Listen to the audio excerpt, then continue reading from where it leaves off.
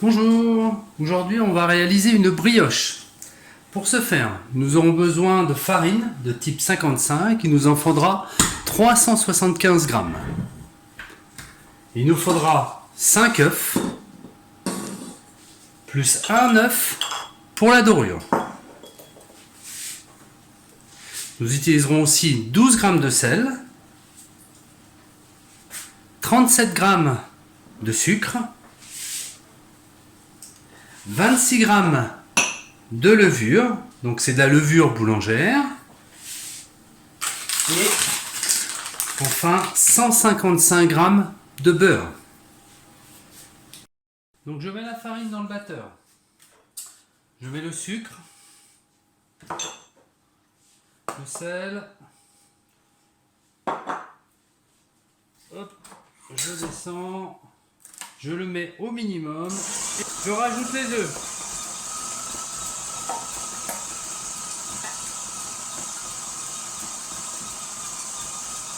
Et je rajoute ma levure. Je laisse à petite vitesse le temps que ça me fasse un petit mélange homogène et que ça fasse une petite pâte.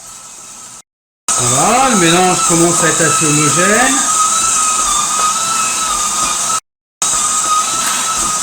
Je vais rajouter le beurre, donc qui est ramolli et coupé en petits morceaux.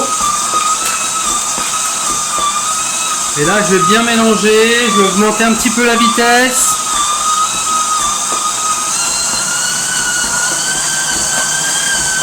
Hein, je mélange pour environ 10 minutes. Je vérifierai de temps en temps l'état de ma pâte. Alors, tout est bien mélangé, je vais regarder comment est ma pâte. Elle a l'air un petit peu liquide. Vous voyez, elle coule un petit peu, elle devrait se tenir un peu plus. Alors, je vais rajouter un petit peu de farine. Hop. Là, je mets 3 grosses pincées de farine et je remets en route le batteur.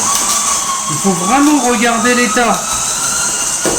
Il y a les proportions, mais il y a aussi la forme que ça doit avoir. Si ma pâte elle est trop liquide et elle ne se tient pas, il faut rajouter systématiquement de la farine. Ce sera à l'inverse, il faudrait rajouter un œuf, mais c'est plus rare à l'inverse.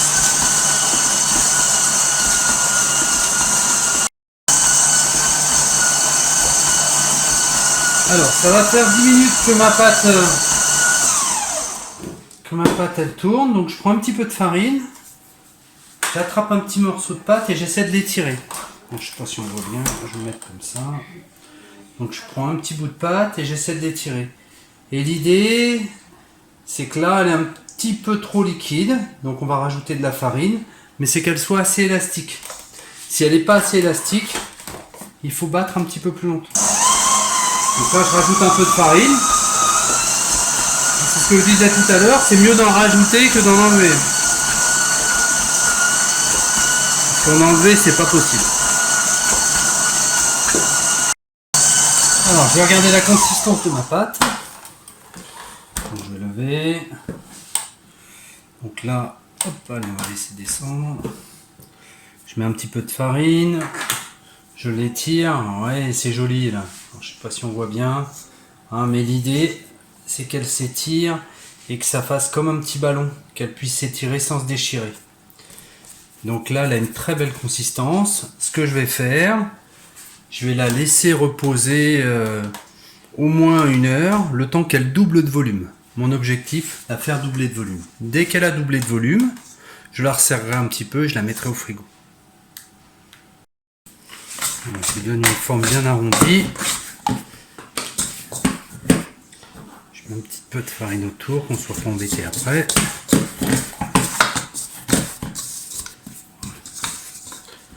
Il me reste de volume. Et je laisse pousser. Donc j'ai laissé reposer ma pâte 1h30. Donc là, elle a doublé de volume. Donc je vais la mettre à plat sur la table et je vais chasser les gaz. Je chasse les gaz, je l'appuie, hop, pour la faire aplatir. Et là, je vais en faire une boule en ramenant les bords vers l'intérieur et en lui donnant la forme en la faisant tomber. Une fois que ma boule est faite, je la desserre et je la remets au frigo. Toute une nuit, au moins 12 heures, qu'elle puisse se reposer. Ma pâte est restée au moins 12 heures au frigo.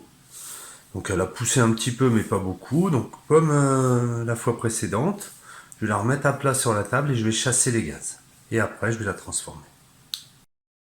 Donc, même principe qu'hier, je chasse les gaz. J'enlève un peu l'excédent de farine. Et là par contre je vais la plier. Et je vais en faire un petit pâton.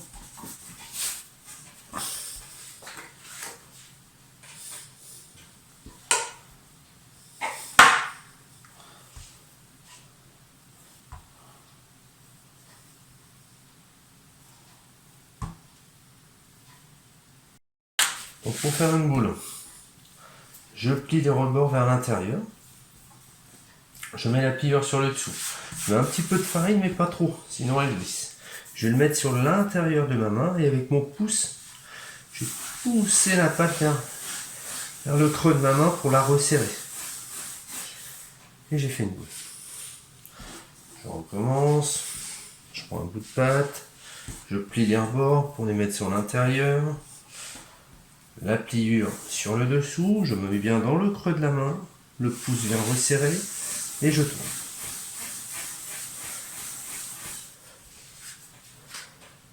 Je mets un tout petit peu de farine.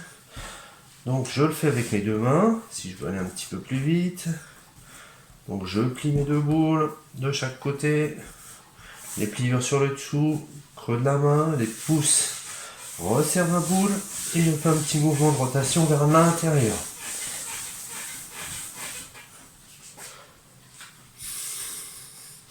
Je recommence, je prends mes deux bâtons, je mets la pliure vers l'intérieur, un petit peu de farine, creux de la main, avec mon pouce je resserre, mon petit mouvement de rotation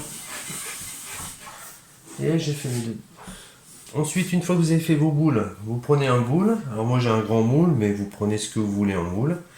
Et vous y disposez vos boules. Hop. Hop, hop. Et voilà.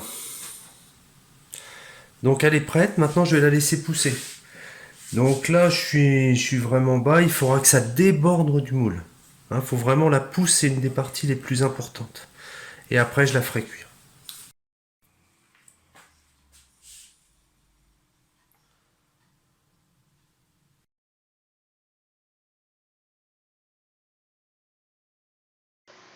Ça y est, ma brioche est bien poussée, elle dépasse du moule de 2-3 cm. Je vais la dorer une deuxième fois. Ça lui donnera un aspect brillant et une belle couleur.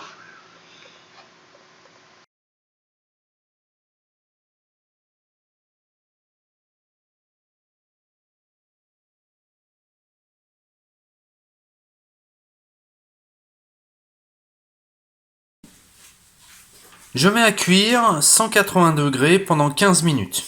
Je garde ma petite casserole d'eau pour bien humidifier et que ça pousse au mieux. Ça y est, ma brioche est cuite, elle sort du four. Donc là, elle a bien poussé, elle a bien coloré. C'est super. On va se couper par là. Hop. Et voilà, une brioche très moelleuse avec une petite aération. Super.